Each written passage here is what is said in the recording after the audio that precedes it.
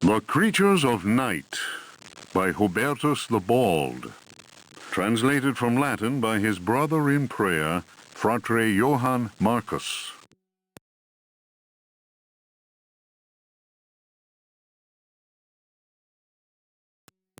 Of monstrosity.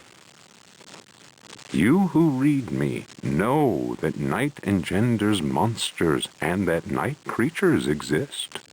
The accursed book of Abdul al-Hazred is clear on this matter. That is not dead which can eternal lie. Unhappy he who knows that book. Unhappy he whose eyes alight upon that foulest of texts. Unhappy he who implores the standing stones, for he will free the powers of darkness. Of the pit. Stagnant waters are like the memory of men. Beneath the surface calm, clawed beasts await and are known to initiates as the deep ones. Awaiting his prey, the deep one seizes him and drags him down to the abyss, where Dagon, the cruel god, swims and reveres him whose name may not be pronounced. Of libraries. Unhappy he who frees the prowler. Unhappy he who meets the prowler erring among the books. He generates the vagabond that comes from other spheres. He believes the vagabond does not exist. He will feel the embrace of death, for in the eyes of the vagabond, books are no more than dreams, stone no more than wind. The vagabond knows how to take the breath of the reckless. Of strife. He who speaks does not know, and believes he is able to kill the creatures of the night. Folly. Evil is conjured up by science and secrecy.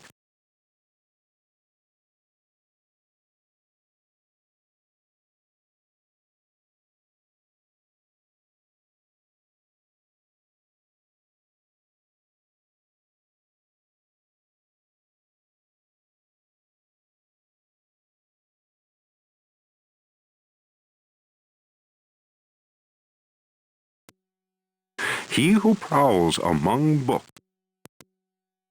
He who prowls among books will perish by the blade.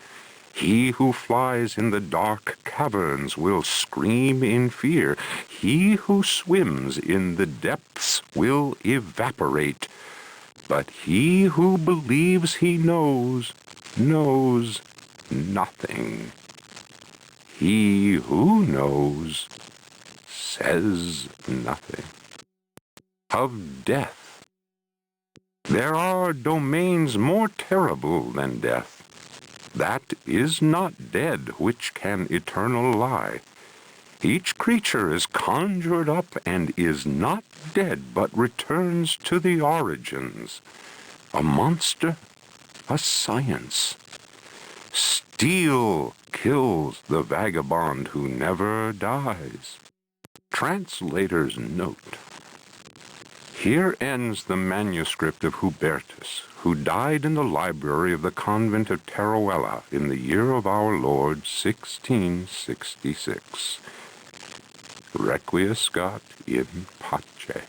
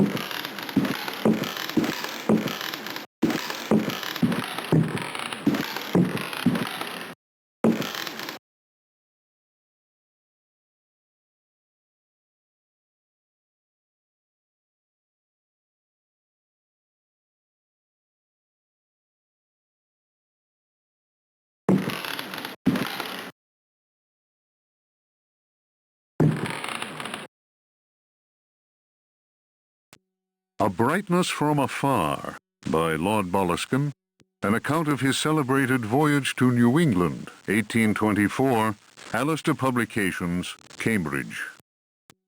Following a splendid journey, the sunny harbour came into sight. The locals were much impressed with one's arrival in their midst. One had time to sketch several of them and notice signs of degeneracy. Some children showed one their queer hands that would inspire uneasiness. Upon the promise of a few coins, a child is undertaken to reveal to one a most prodigious phenomenon of a natural order. One admits to being skeptical as to the prodigiousness of the marvel, whatever it may be. Indeed, one suspects it to be little more than an evening stroll to some charming wooden hut situated in the forest hereabouts. One will nonetheless go, for it is always well to submit to such local enthusiasms. One admits to being somewhat flabbergasted. The Milky Way shone like the fires of the apocalypse from the inky celestial vault. Certain distant stars, normally invisible to the naked eye, were clearly visible, glittering indeed with a strange intensity. The heavy clouds that had settled above the village had no hold over that place.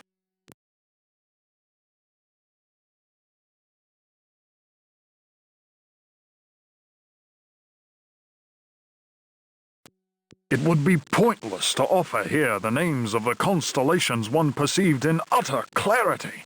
Apart from the interminable length of such a list, one might conceivably risk being charged with exaggeration. The cross cast its shadow on the ground. The sea in the distance was dead calm. Tonight, one will return to that spot and draw those stars. Tomorrow night, one will at last see Halley's comet in all its brilliance.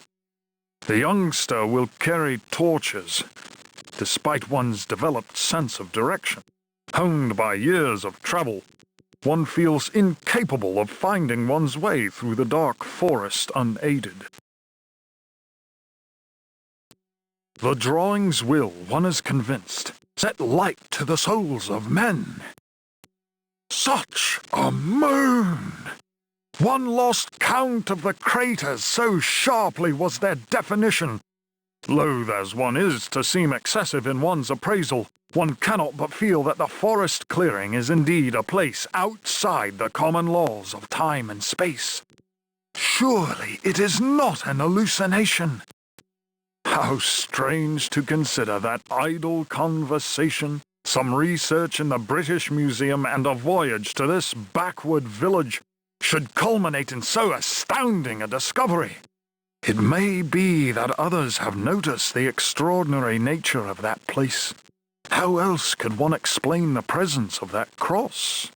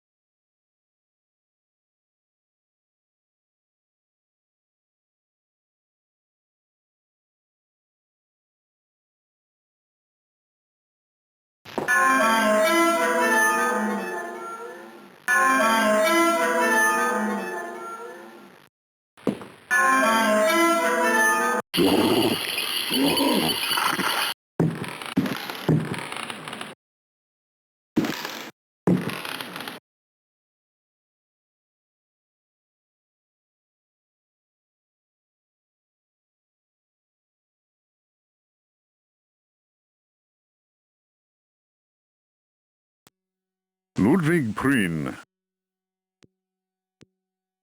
De ver nomine invocatoris si non sanctificatus es cave. De vermis mysteriis non absolvo folem legendum fatum et eum versus. Tibi magnum inominandum signa stellarum nigrarum et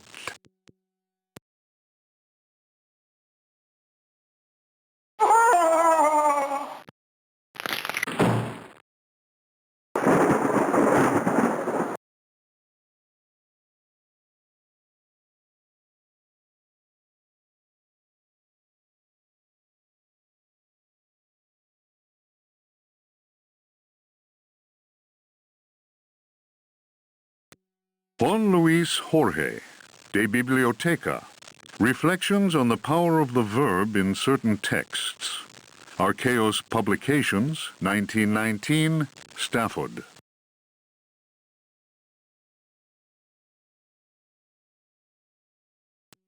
Translation does not alter the occult power contained within such forbidden texts. The malevolent energy is in no way diminished. The spell must be cast aloud and clearly, in certain languages or little-known dialects. Maglafar Fatang. The reader will understand that, in the light of these revelations, I would be foolhardy to continue quoting from the text I have before me. If spoken aloud in its entirety, it would surely awaken powerful and malignant forces. I will go further and say that simple reading of some of the more technical passages describing specific practices is in itself a perilous exercise. The ill-prepared reader can easily fall prey to attacks of demented hysteria, not unlike those described in cases of individuals said to be possessed by evil spirits. I recommend the study made by Zempf, Urbain, Grandier, and Loudon, and the reports made by the Reverend Richard Price concerning a number of astonishing, to say the least, exorcisms carried out in a parish near Providence.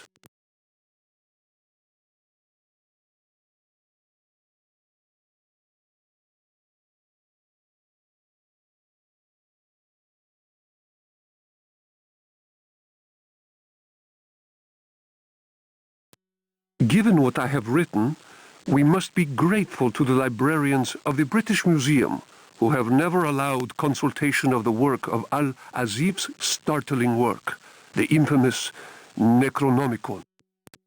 Copies of that work do exist in spite of the zeal of book-burning inquisitors. For proof, we need look no further than the British Museum, of course, and the sealed archives of the Miskatonic University in Arkham.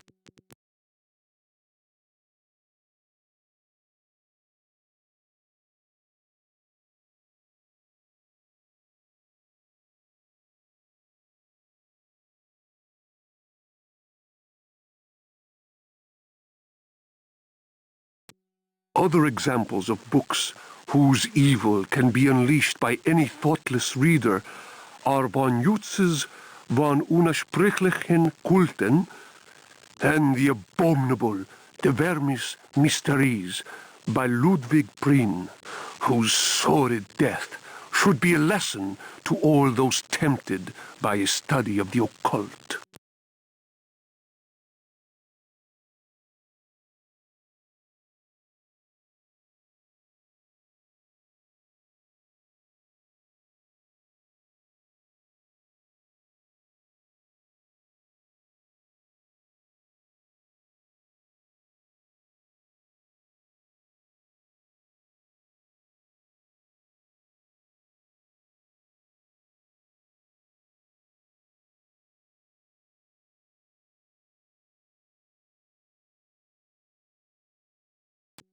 The Sacrificial Dagger, Otto Stern, Lumina Books.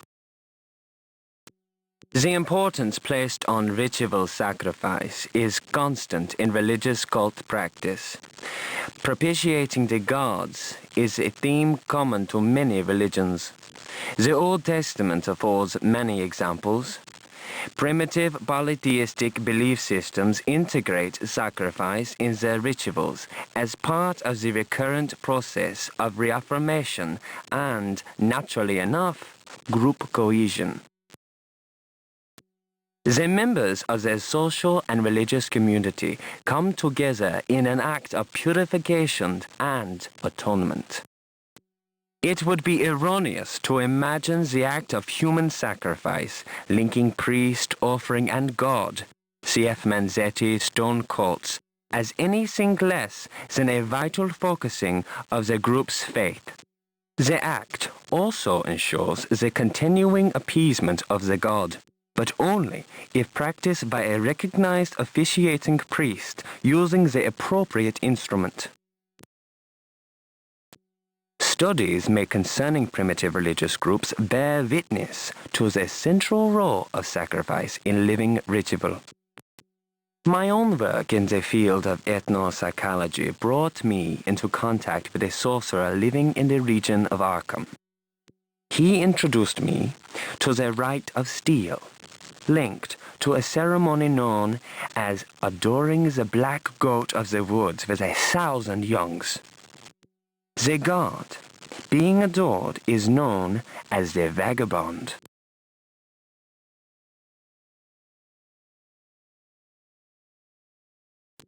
Here, the dagger's role, which allows the life breath to pass from one dimension to another, is essential. The vagabond is a frightening figure, being able to move where he wants and to kill those who have displeased the goat god, for whom he acts as a go-between. The goat is clearly a fertility god. The priest, having spoken the invocation, must choose the appropriate dagger for the sacrifice. The knife with a sinusoidal blade that must be dipped 7 times on night when the moon is full in water that has been distilled 100 times will be laid aside, since it would send the vagabond back into his own dimension. See, the knife.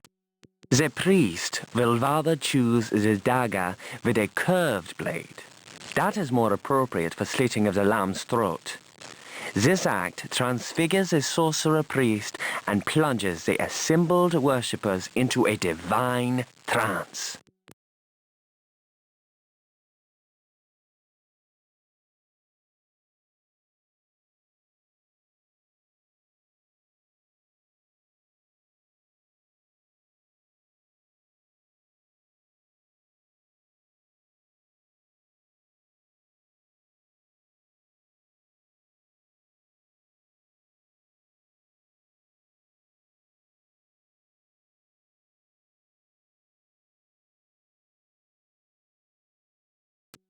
The Book of Yael, Signs of Stone, Eucharistic Rituals of Forbidden Cults. Texts collated by Monsignor Vacher, legate in the Curia of the Vatican. Numerous devilish cults speak of monstrous creatures called the Old Ones. These supernatural beings are believed to be possessed of powers equivalent to those of the gods of antique religions. Adepts of such cults refer to forbidden literature in order to cause these frightful entities to appear before them. What serious student of folk myths has not come across the names of Cthulhu and Shub-Niggurath? It must be said that these creatures wield tremendous power and are difficult to control once they have been unleashed into the world. Those who serve He Who Goes in Shadows protect themselves with signs of stone, carved into the walls of houses or engraved on various objects. For those misguided servants of evil, the best protection appears to be that afforded by the sign of the most ancient gods, engraved in Manar stone, a heavy material said to be disagreeable to the touch. The sinful practices of those who fall into such errors can only lead to the darkest of despair, and are a mortal danger to the soul. Such monsters as those invoked by these foolhardy individuals are engendered when reason drops its guard. Man is easily tempted into perversion. It is why we must forever remain alert and renounce Satan with each breath we take. His ways are infinite in number.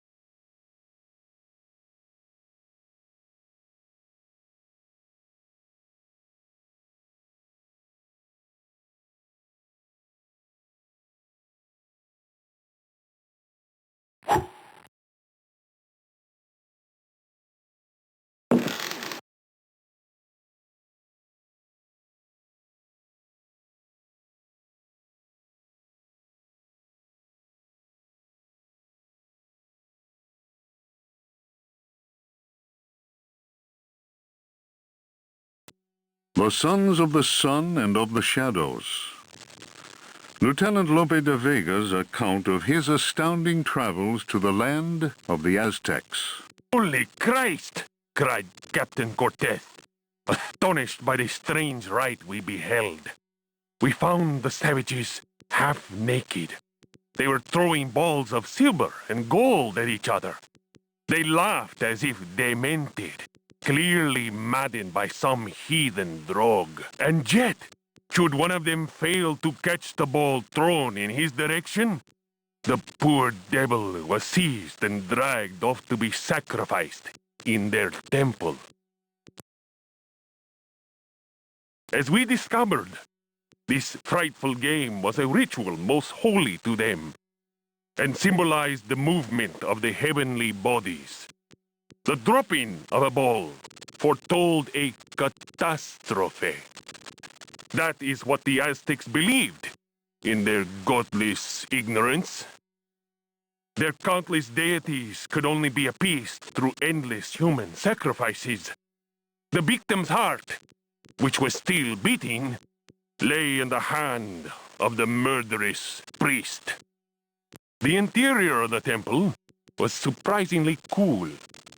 The weight of our armor, our exhaustion, even the burden of our suffering, they were all banished by a sense of awe that the crudely magnificent altar instilled. In the tomb-like silence, a deep voice chanted an incantation. The majestic statue of the water goddess, Chalchihuitlicue, seemed to throb with vitality. This massive stone, draped in a golden cloak and studded with precious stones, was coming to life before our very eyes. Horror of horrors! The granite eyes of the statue, empty of life only moments before, were now injected with blood. We staggered back in amazement. Dom Jose was taken by a fit of convulsions.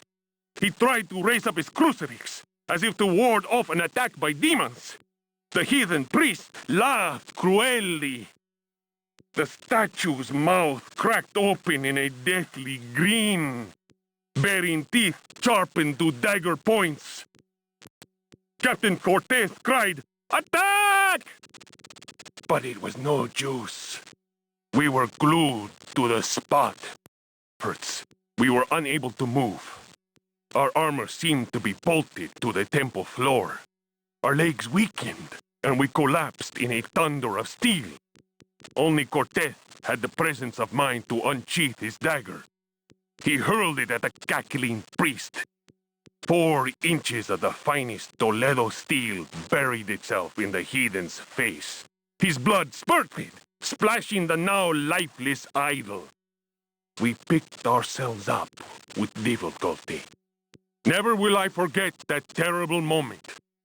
My companions, naturally enough, told tales of devilish enchantments cast upon our armor.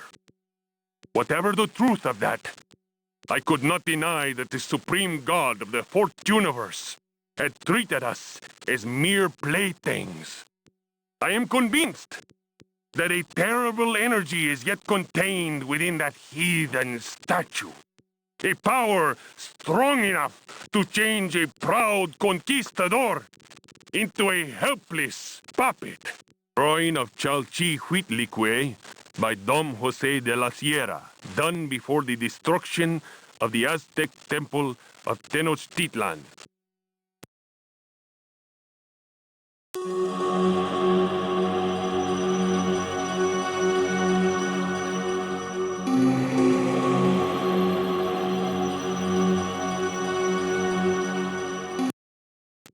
If Rocks Could Talk, or The Story of a Louisiana Plantation by the Marquise de Chamfray. After the criminal selling off of Florida by the foul usurper, my father elected to remain in this inhospitable land, where we were free at least to express our royalist feelings, and hope our country would come to its senses. In 1818, a certain Pickford bought up Ledoux's land, after the poor fellow had ruined himself in unfortunate speculation. Pickford soon turned out to be the most loathsome human we had ever encountered. He was an adventurer of the worst kind, nouveau riche, and bloated with a grotesque sense of self-importance. First came the incessant army of men with shovels, digging into the mountain of earth that was to fill in the surrounding swamp. The undertaking was quite stupendous. We learned from a slave that the final objective was to connect the existing caves with another one of gigantic proportions. Racked by a mania of persecution, Elia Pickford constantly fired his workers and hired new ones. He did all he could to keep anyone from learning about his plans. My father was amused and said, "The poor fool will end up getting lost in his own cave." But the walls went up, and tongues started wagging.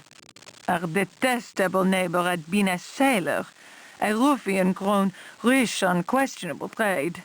Distasteful stories were told of him.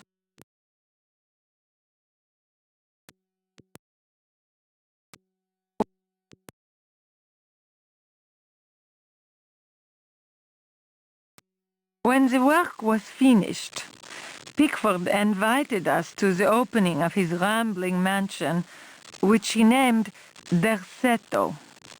My father asked what the strange name meant. Pickford answered, Derceto reminds me of Astarte, the fertility goddess. Around here, the name is Shub-Niggurath, I believe. That a name so steeped in evil should be said aloud came as not such a shock to my father, as he himself confided in me some while later.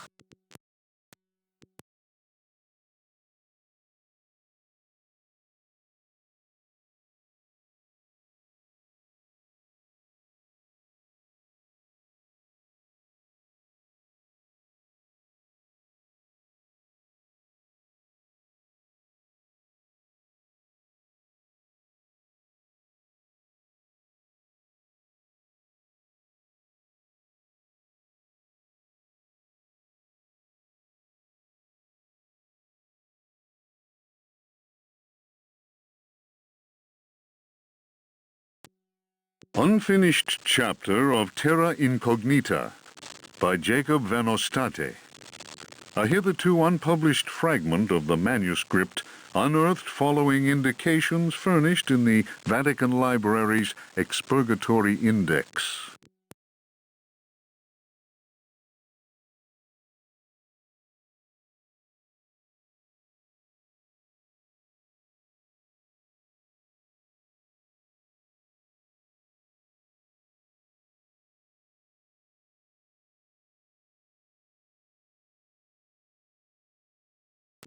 In those icy and unwelcoming lands, the rites of wizards and healers are deeply rooted in ancient legend. Mysterious and cruel beings are thought to have ruled over the Arctic plains in times past. A cursed city, enclosed by massive walls, is believed to stand to this day.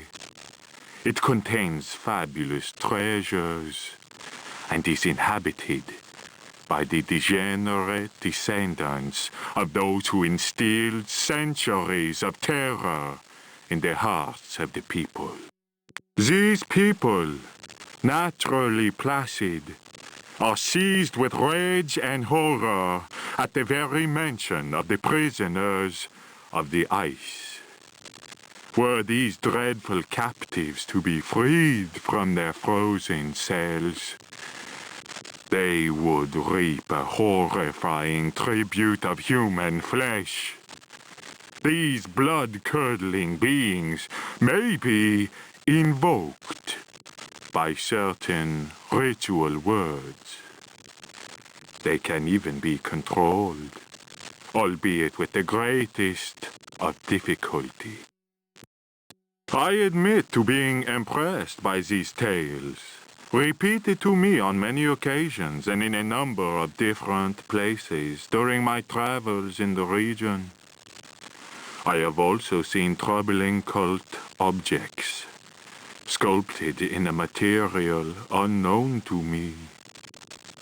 Another remarkable fact is that local Eskimos experience great distaste in pronouncing certain words, and invariably avoid saying them. Here is a living example of the power that words contain. As it is said in the Bible, in the beginning was the Word.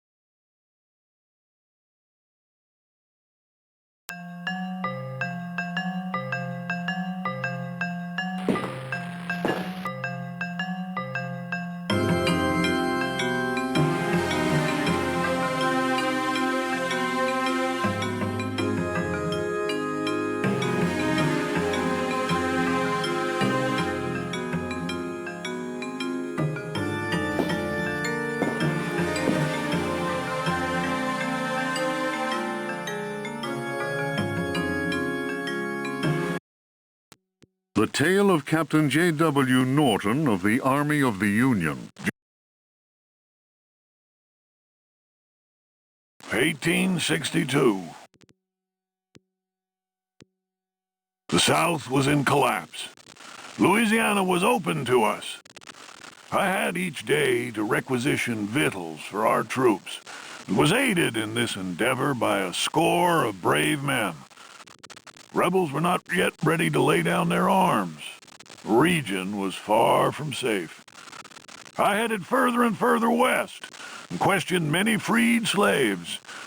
From them, I learned of a plantation on the coast. Its name was Derceto.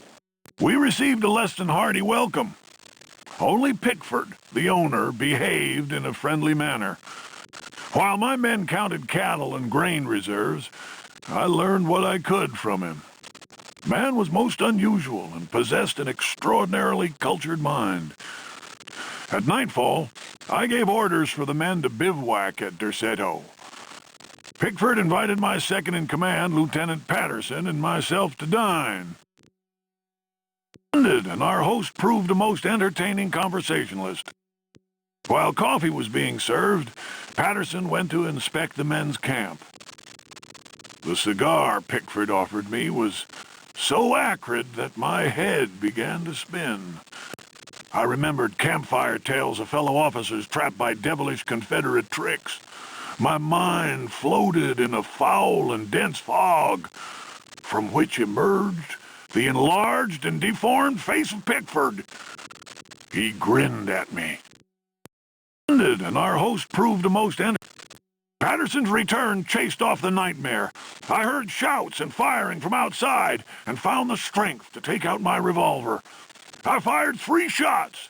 Pickford fell to the floor. Patterson then helped me out of the burning house. The air was filled with smoke. We resembled a company in disorderly retreat. I saw slaves leaping into the flames of that inferno. They were trying to save Pickford's life.